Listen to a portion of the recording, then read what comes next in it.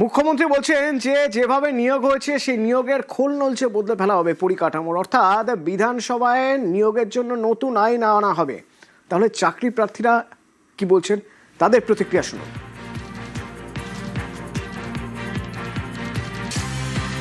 দীর্ঘদিন ধরে শুধু প্রাইমারি নয়, উচ্চ প্রাথমিক, মাধ্যমিক, উচ্চ মাধ্যমিক প্রত্যেকটা স্তরে যে দুর্নীতিভাবে যে ওএমআর শিট না দিয়ে এবং রেজাল্ট পাবলিশ, তার মধ্যেও একটা দুর্নীতি ছিল।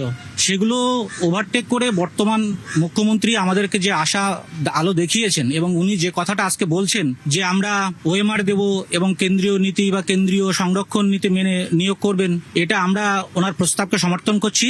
আশা করছি সবাই স্বচ্ছভাবে নিয়োগ পাবো।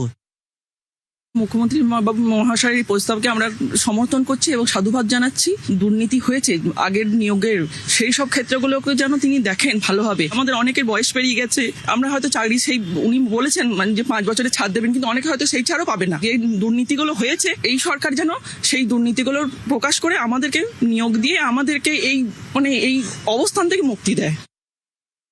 এটা তো ভীষণই আমরা ভালোভাবে পজিটিভভাবে দেখছি। আমাদের নতুন মুখ্যমন্ত্রীর কাছে আমাদের এরকমই একটা চাহিদা ছিল এবং উনি এরকম স্বচ্ছভাবে পজিটিভভাবে কাজ করবেন, নিয়োগ দেবেন, এটা আমাদের আশা ছিল এবং আমরা চাই উনি এইভাবেই কাজ করুন, যাতে সবকিছু স্বচ্ছ থাকে এবং যারা প্রকৃত যোগ্য তারাই চাকরিটা পাক এবং যোগ্যরা যদি শিক্ষক হয় তবেই সমাজের উন্নতি হবে। সব ক্ষেত্রে মুখ্যমন্ত্রী স্বচ্ছতা বজায় রেখেই কাজ করুন এবং ওনার এই কাজটাকে আমরা ভীষণ অ্যাপ্রিসিয়েট করছি। আমরা সর্বতভাবে ওনার পাশে আছি এবং ওনার সঙ্গে আছি।